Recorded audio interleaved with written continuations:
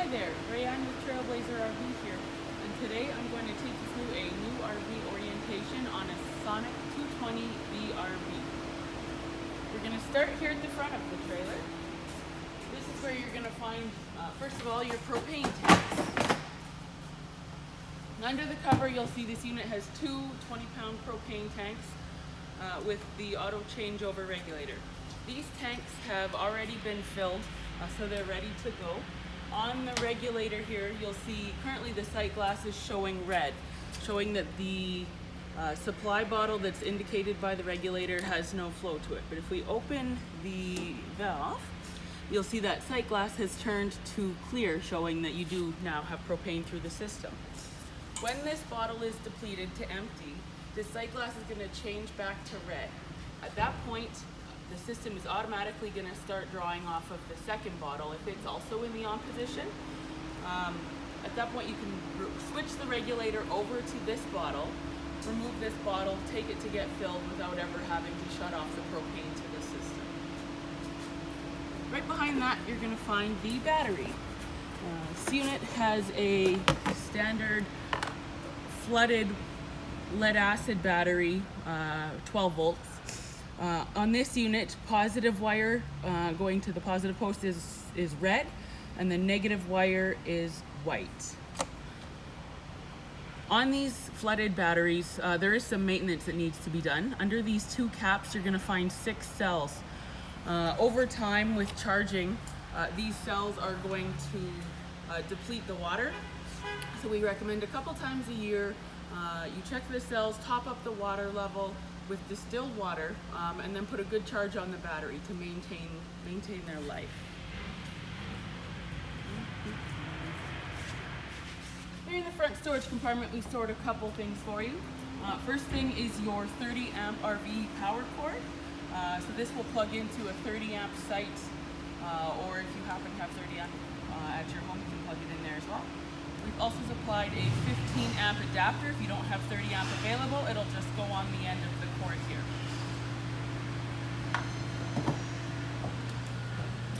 Also in this compartment is your stabilizer jack crank. Simple operation on that, just crank down the stabilizer jacks whenever using the unit. It's important to remember that these are stabilizer jacks, not leveling. They are only meant for stability. Don't attempt to lift or adjust the level of the trailer using these jacks, as they are not rated to lift the weight of the trailer. If you need leveling, you can do it with blocks underneath the tires on either side. The third thing you'll find in this compartment is your manual crank for your power tongue jack.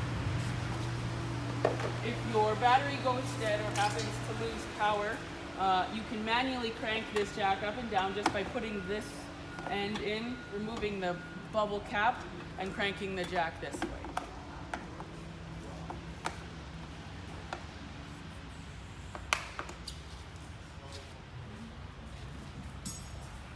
Back here is where you're going to find your sewer hookups.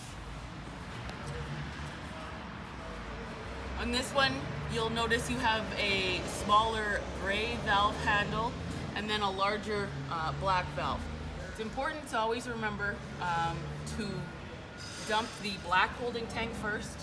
Once it has finished dumping, you go ahead and close the black valve and open the gray valve. What this is going to do is allow the water from the gray system to flush out any of the solids or waste from the black tank that may still be in the pipe or in your sewer hose.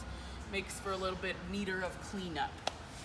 We have supplied a sewer hose for you. It's stored in the bumper. It's a 20-foot medium heavy duty sewer hose. This is the outside access to your water heater. Now this is a propane electric water heater, meaning you can run it off of gas, either gas or power if power is available. If you are going to run it off power, you'll notice down here there's a small on-off switch. To run off electricity, that switch does need to be in the on position.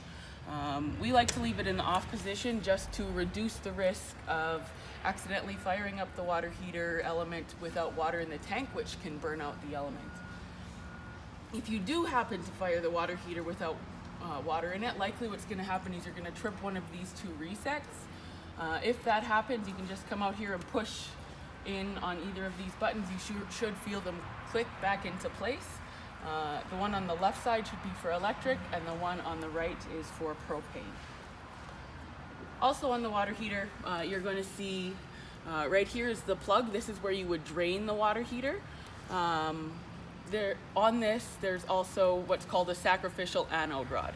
If you pull this out, you're going to notice a rod about that long, and it's going to start to look pitted and corroded over time. It's doing what it's supposed to. That rod, its purpose is to allow the minerals and impurities in the water to eat away at that rod rather than corroding the inner lining of your tank.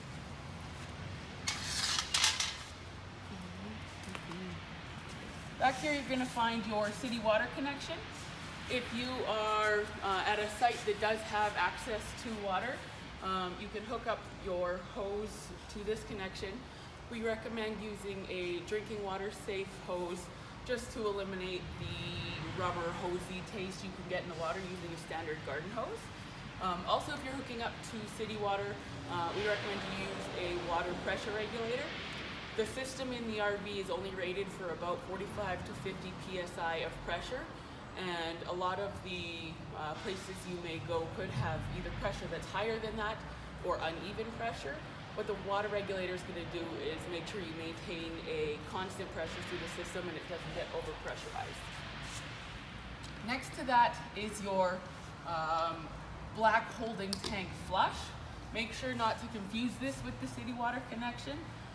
You do not want to pressure up this system because it can cause the black tank to overfill and cause damage that way. When using the black tank flush, we recommend you do it every time you dump the black holding tank. While that valve is open, you can go ahead and hook a hose up to this one. We recommend using a different one than your water drinking hose.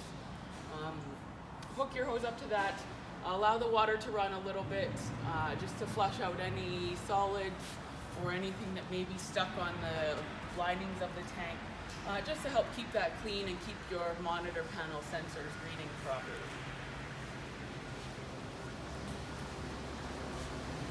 Around here we have your outside kitchen. And this outside kitchen comes with a 2-burner gas stovetop. In order to use that, you're going to have to hook up the supplied hose here. To do that, you have to crawl underneath here. You'll notice the quick connect end on there. So you'll match it up with this end on the hose. You're gonna stick it in, pull this ring back, stick it on, lift the ring back up to secure, and then open this valve. And then to hook up the other end, it's the exact opposite. The end on the trailer, you're gonna pull the ring back, stick in, pull forward to secure, and open the valve. Once you've done this, you should have propane flowing to the stove. To disconnect, same thing, close the valve, pull the ring back, and just remove the hose.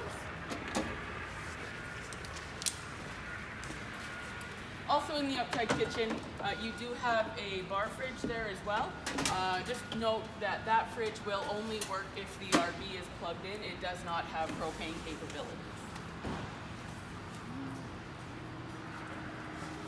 Here at the running gear, you've got your tires will be filled.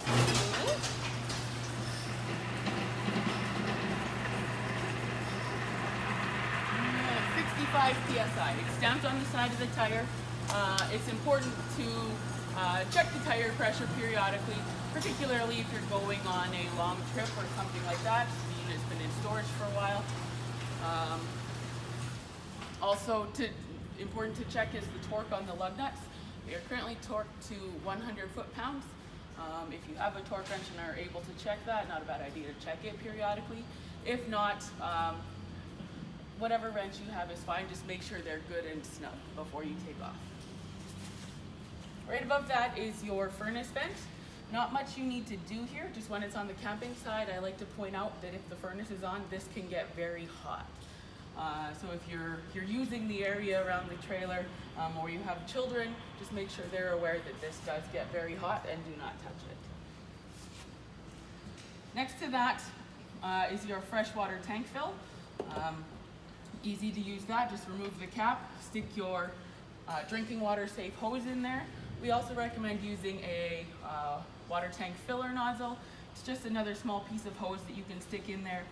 It's going to fit in a little bit better and slide down into the tank so that the hose will stay in there better. Oftentimes the end of your garden hose is going to be approximately the same width as this, and it can fall out.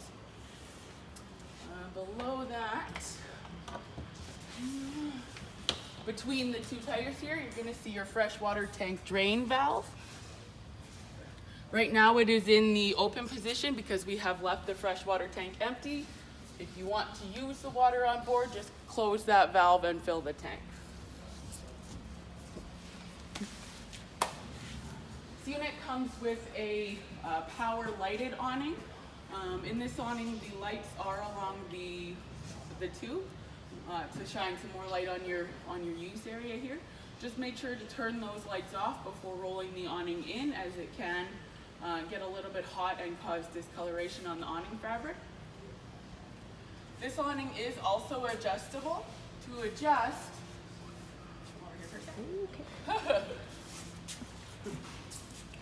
there's pins on the side here. You can go ahead and push the pins and just pull down.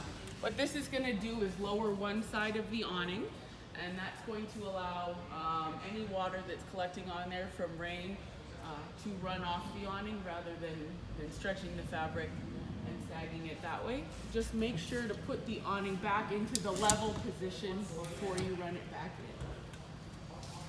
Now we can go inside this awning.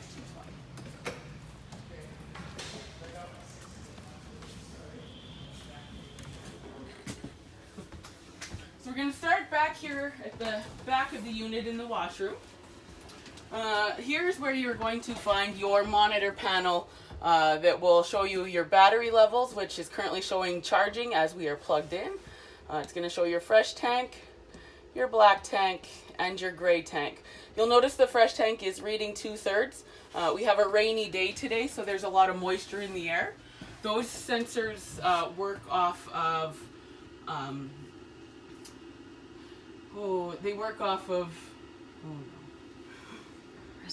resistance. There we go. There's the word. Yeah, they work off of resistance. So if there is any moisture on them, particularly in the black tank, you'll find sometimes you'll get a little chunk of toilet paper or something stuck on them. You can get false readings on there, but you'll see now it's sat for a second here, and the tank is now reading empty. That's just from the extra moisture in the air. To work the water heater, this switch in the center of the panel is going to be your propane switch. When you turn that on, you're going to notice this fault light comes on. We're going to give it a second here. What's going to happen is propane is going to start flowing through the system, and in a few seconds we're going to start hearing a ticking. That's your water heater igniting. You see now I hear that the water heater burner has lit and that DSI light has gone off. It's going to take 35 to 40 minutes for the water to heat up fully, but if you just leave that switch on as needed, the water is going to heat and shut off as needed. This switch on the right hand side is for the electric water heater. If you're plugged in, you can just turn on this switch, keeping in mind the switch on the outside of the water tank does need to be in the on position as well for the water heater to work on electric. Next to that, you're going to find your GFCI, or ground fault circuit interrupter outlet. This outlet will be similar to ones you have in your bathroom at home with the test and reset buttons. If you happen to have a situation where you're plugged in and none of the outlets in your RV are working, it's likely that this GFCI has tripped. If that's the case, just come here into the bathroom, push the reset button, and it should go back to working normally. If it is tripped, you will see this orange light come on as well. You do need to be plugged in to be able to reset that. Excuse me. Right here is the toilet. I'm just going to turn the pump on for a second here. Whenever using the toilet, you need to make sure to use only RV safe toilet paper and also some sort of a holding tank chemical. It comes in powder, liquid, or tablet form. Doesn't really matter which one you use as long as you're using something. We do stock all three in our parts department. After you've dumped your holding tank, put a new charge of chemical into the toilet. You're going to press the foot pedal about halfway just to fill the bowl with water. Once that has filled, you can tap on the pedal and flush it down. To control your furnace in the RV, your thermostat's located right here beside the bathroom door. To turn it on, just click it over, select whichever temperature you'd like. When you turn it on, you're going to hear the fan in the furnace come on. It's going to run for about 30 seconds before the ignition process even starts. It's just running through a purge cycle. Now you hear the ticking. Ticking stops, the furnace has ignited. When you go to turn the furnace off, slide the lever back over, but make sure it clicks into the off position. If you're putting the RV in storage and it hasn't clicked into that off position, it is still going to be on, just select it at a lower temperature, and it could cause the furnace to come on while in storage and deplete the battery, that sort of thing. To run the fridge, we usually recommend you leave it in auto. What that's going to do is when you have electricity available, it's automatically going to run off of that. If it's not available, the system will check for electricity. If it doesn't find it, it'll automatically switch over and start running off propane. Or if you have it at some point and then at some point lose the electricity, it's going to automatically switch over to the gas. The only time you would run it off of gas specifically is if perhaps wherever you're camping has a weak breaker, something like that. You just don't want to have that draw on your electrical system. You can also select the temperature in there from 1 to 5. We usually leave it at 3, but you may find you need to adjust that periodically as you're camping.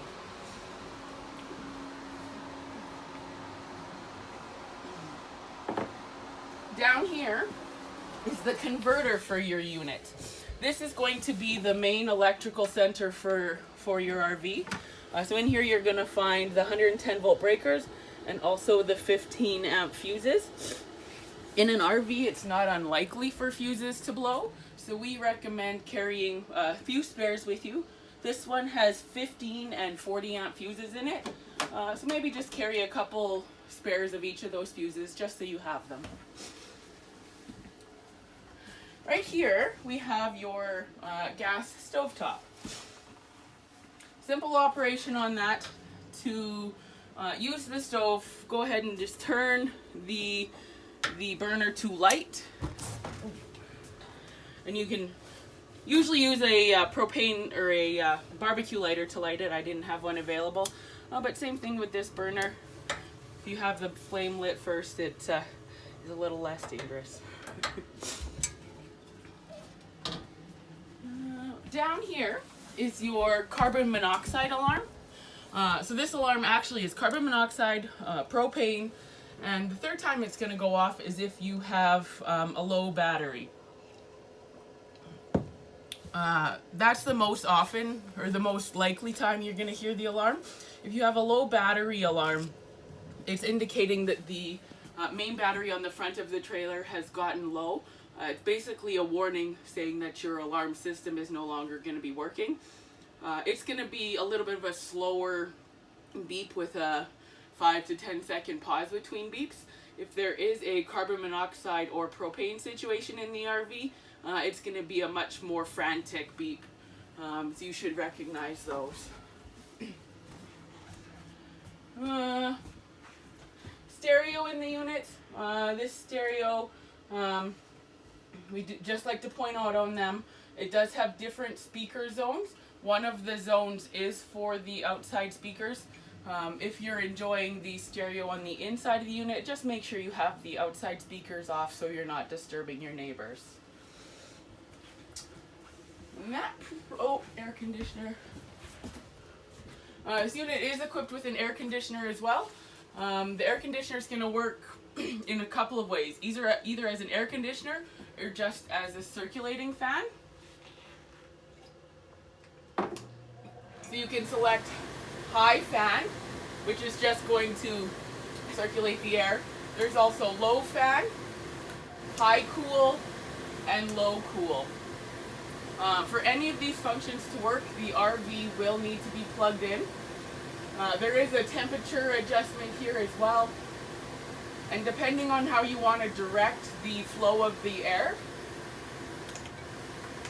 you can adjust these louvers. If you want all of the flow directed to the main bed area, you can close the ones at the back. That's going to send more air to the front. If you want it directed more towards the cooking area, you can direct it sort of down here in front of the stove.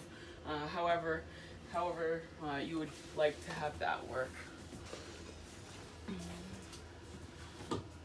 Just another thing we like to point out here, this one does have the Safe Tech box. This is a good place to store your phones, keys, anything like that. It's a cabinet that's fairly well hidden. There is an outlet in here as well to charge your phones.